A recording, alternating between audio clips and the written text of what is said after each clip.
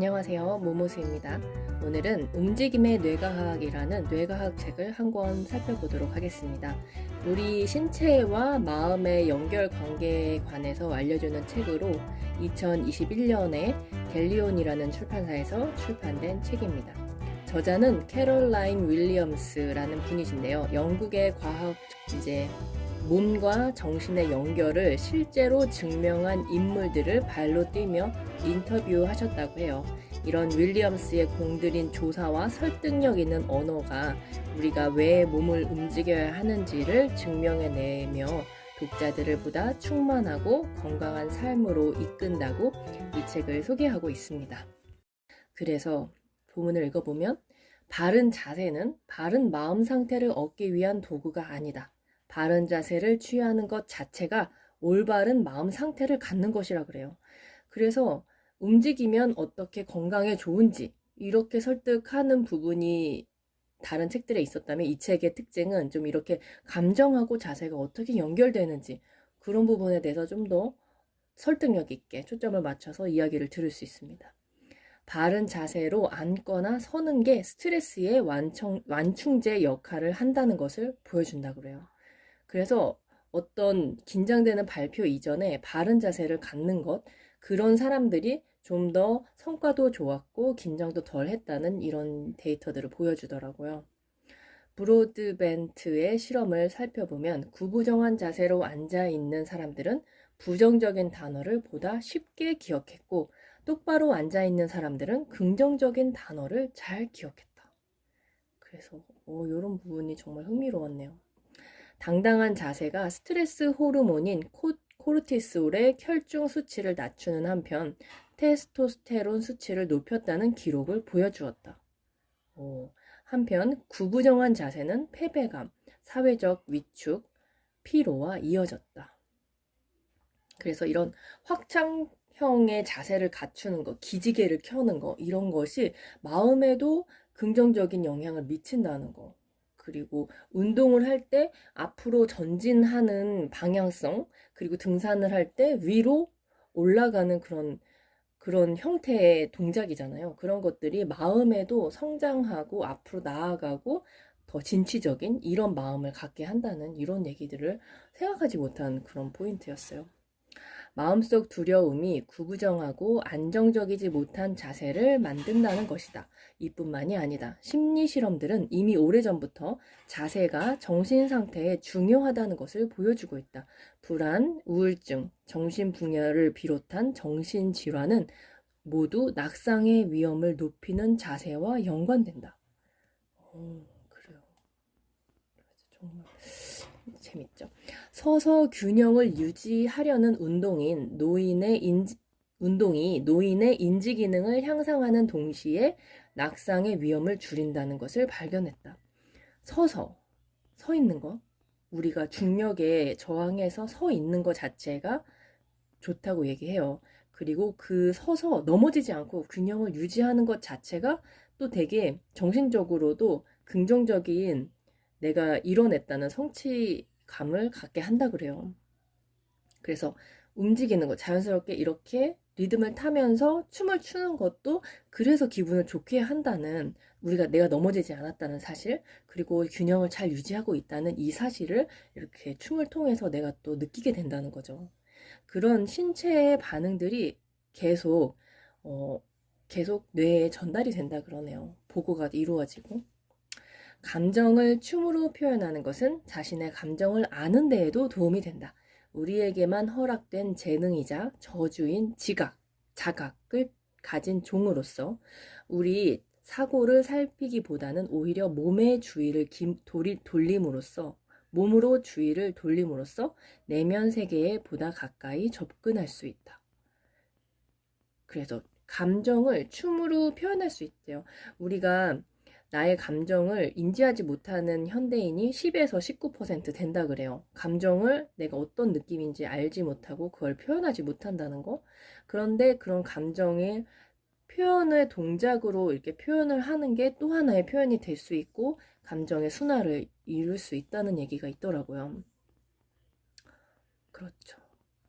그래서 동작 막 웅크린 거 이렇게 확장하고 있는 거, 이 동작을 가지고도 거의 비슷하게 사람들이 그 감정과 연결해서 동작을 연결시켜서 생각한다는 얘기가 있더라고요. 옥스퍼드 대학교의 신경과학자 모르텐 크링겔하브에 따르면 우리가 규칙적인 박자를 좋아하는 이유는 다음에 나올 박자를 쉽게 예측하게 해주기 때문이다. 우리의 예측이 맞으면 보상과 즐거움에 관한 뇌 호르몬 도파민이 약간 분비된다. 그래서 음악이 우리에게 주는 기능이, 효과가 정확한 박자가 계속 이제 음악에는 정해져 있잖아요. 우리가 예상하는 거랑 예상에 맞게 음악이 진행되는 거, 박자가 나오는 거, 그게 우리에게 굉장한 그 즐거움 호르몬이 나온다는 거죠. 그래서 우리가 이전 뇌과학 책에서도 본 것 같이 뇌는 신체 예산을 분배하는 거, 그리고 미래를 예측해서 거기에 맞게 신체 예산을 조절하는 게 주 기능이라고 한다면, 예측이 맞아지는 게 뇌가 굉장히 좋아하는 그런 상황이라는 거를 다시 알 수 있죠. 그리고 박자에 맞춰서 내가 몸을 움직일 수 있는 거, 이렇게 예산이 맞아 떨어지는 거, 이런 거를 우리 뇌가 좋아한다는 사실을 춤이 왜 우리 뇌에 좋은지, 감정에 좋은지 알 수 있었어요. 리듬에 맞춰 몸을 움직이면 스스로의 정서를 이해하고 조절하는 데 도움이 된다. 그 결과로 자기 자신 그리고 타인과 연결되고 유대감을 느낀다.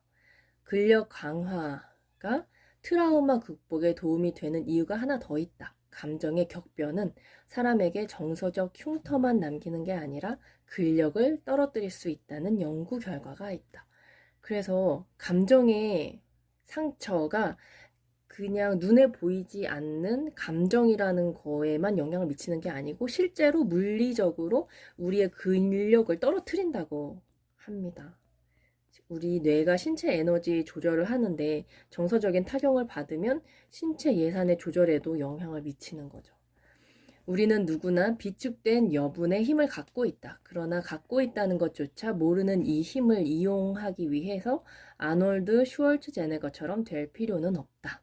그래서 우리의 이런 능력들이 있는데 그 마음의 힘 그리고 신체를 이렇게 사용을 해서 가질 수 있는 능력들이 있는데, 그 능력을 위해서 근력을 키우는 게 좋긴 좋은데 이렇게 아놀드 슈왈츠제네거처럼 이렇게 우락부락하게 근력 운동을 강하게 과도하게 할 필요는 없다고 강조하고 있어요. 그래서 그냥 계속 움직이고 인간으로서 가능한 만큼 힘과 탄력성을 유지하는 게 훨씬 더 중요하다. 유지에 힘쓰고 계속 움직인다면 우리의 조직이 신경 시스템에 보내는 메시지는 이렇게 변화할 것이다. 긴장 풀어. 모든 게 내 통제 안에 있어. 그래서 사람이 이렇게 통제되는 상황을 좋아하는구나, 이런 것도 다시 느끼게 되네요.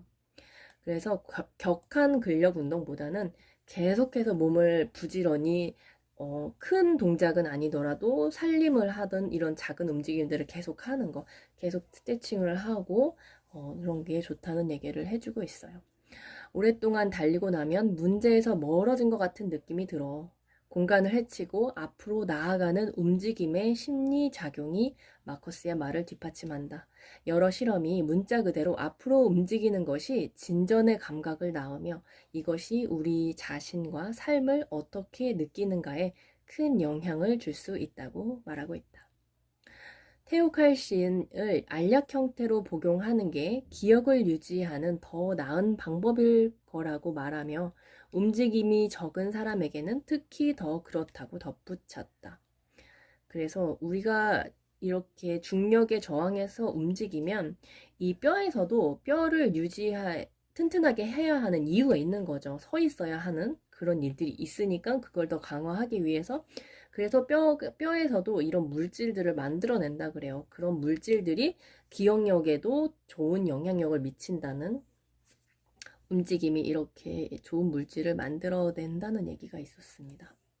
30세 이후부터 매일 운동을 한다면 오스테오칼신은 늘어 날 것입니다. 하지만 그 정도로 운동하는 사람이 많지는 않을 것 같군요. 카젠티의 말이다. 게다가 그의 말에 따르면 오스테오칼신은 몇 시간 늘어났다가 나이에 따른 기준치로 되돌아간다. 그러니까는 오스테오칼신이라는 성분이 운동을 하면 뼈에서 만들어진다 그래요. 그게 기억력을 유지를 오래 하게 되는, 그 기억력이 좋게 하는 그런 성분이기도 한데, 이게 계속 만들어내야 된다는 거죠. 그냥 한번 쫙 만들어내고 계속 쓰는 게 아니고 또 다시 기준치로 돌아가기 때문에 30세 이후로는 줄어든다 그러네요.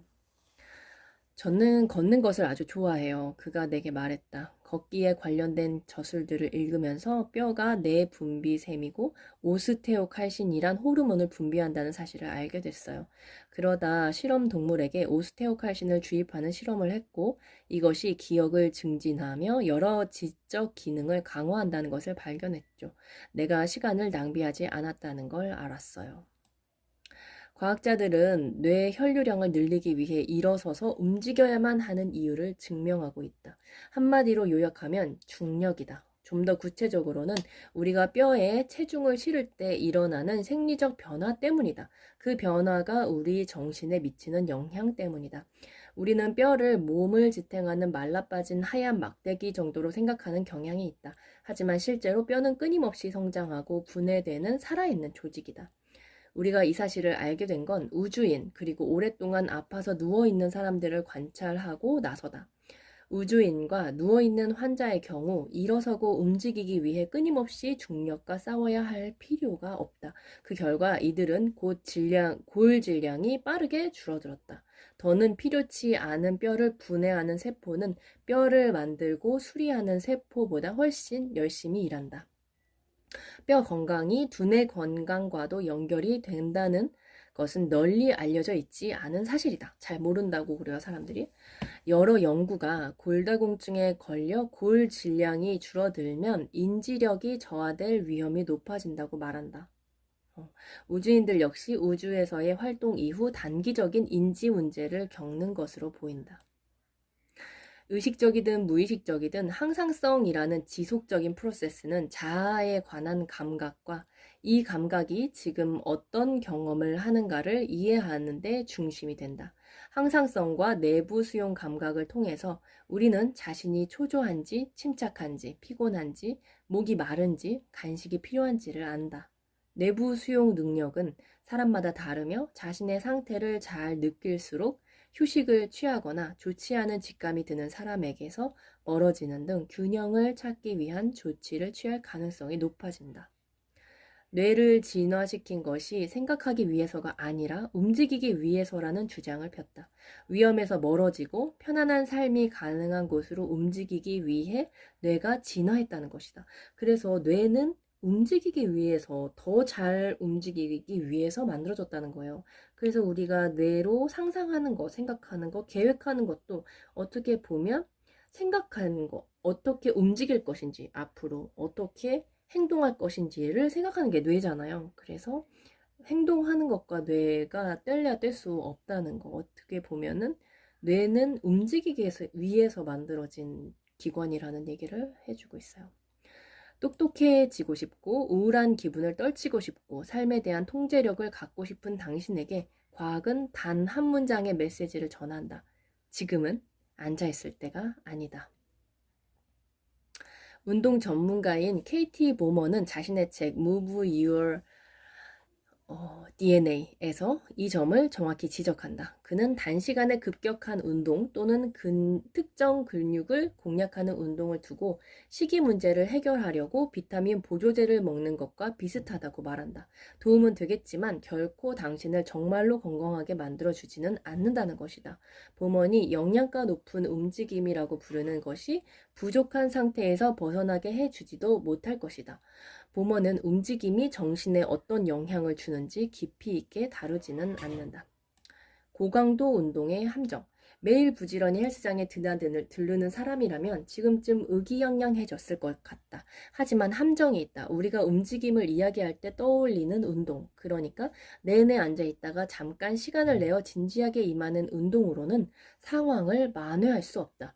뇌 영상 연구는 기억에 연관된 뇌 영역과 사람이 앉아서 보내는 시간 사이에 상관관계가 있다는 것을 보여준다. 하루 중 어느 시간에 고강도 운동을 하는지는 관계가 없다. 운동 직후에 기분과 집중력이 상승하는 것은 사실이지만 점심시간에 1시간 동안 스피닝 수업에 죽기 살기로 매달리는지 여부는 대세에 영향을 미치지 않는다. 점심시간 이전과 이후 4시간 동안 가만히 앉아있는 시간의 영향은 사라지지 않는 것이다. 사실 운동 폭식은 움직임의 핵심을 놓치고 있다. 그래서 지속적으로 계속 움직이는 사실 원래의 인간의 삶이 필요하다는 얘기를 해주고 있어요. 그러니까 우리가 가사노동도 많이 줄어들고 계속 앉아있는 생활만 하기 때문에 전체적으로 좀 인지 능력이 떨어진다는 얘기를 해주네요.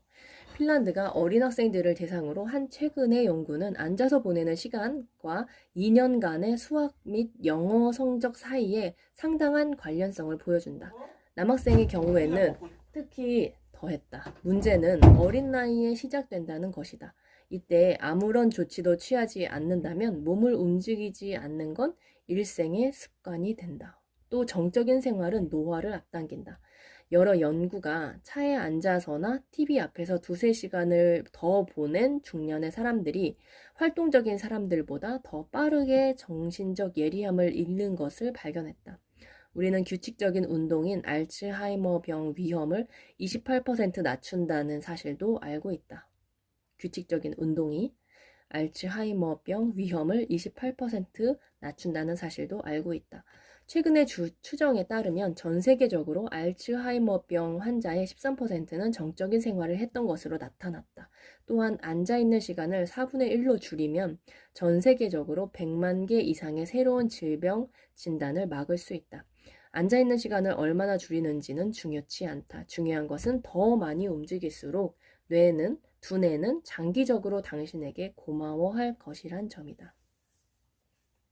사람들이 전반적으로 게을러지고 있는 경향을 생각하면 정적인 생활 방식이 사람들의 IQ에 영향을 줘서 인류 전체의 지능을 떨어뜨릴 수 있다는 점은 놀라움을 넘어 충격을 안긴다. 사람들이 IQ 테스트를 시작한 이래 최근까지 전 세계 국가의 IQ 점수는 10년에 평균 3점씩 상승했다. 1980년대에 이를 처음으로 언급한 뉴질랜드 출신의 심리학자 제임스 플린의 이름을 따서 이런 추세를 플린 효과라고 부른다.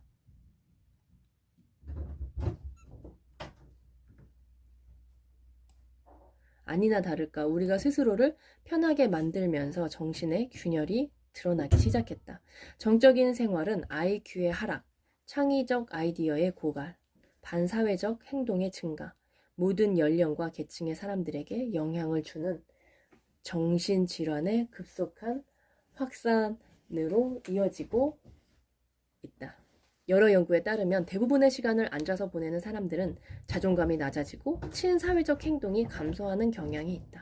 또한 몸을 움직이지 않는 시간은 불안, 우울증의 발생과 연관이 있다. 앉아있는 것과 우울증 중에 어느 것이 먼저인지는 확실치 않다. 하지만 신체 활동이 불안과 우울증 증상을 더는 데 도움이 된다는 것은 널리 알려진 사실이다. 정신질환을 앓을 위험이 있거나 정신질환을 앓고 있는 사람에게 정적인 생활 습관이 이상적이지 않다는 것은 누가 봐도 분명하다. 앉아있는 자세는 인지 능력에도 영향을 준다. 오랜 시간 앉아서 생활하는 습관은 주의력, 기억력, 계획 능력에 적이며 창의성을 억제한다. 가만히 있으면 우리의 인지 능력과 정서 능력은 심각한 위협을 받는다. 움직임은 우리가 생각하고 느끼는 방법의 핵심이다. 그래요. 움직임은 우리가 생각하고 느끼는 방법의 핵심이다. 이렇게 어떤 움직임의 중요함에 관해서 알 수 있는 그런 책이었습니다. 여러분, 춤을 춰볼까요? 네, 감사합니다.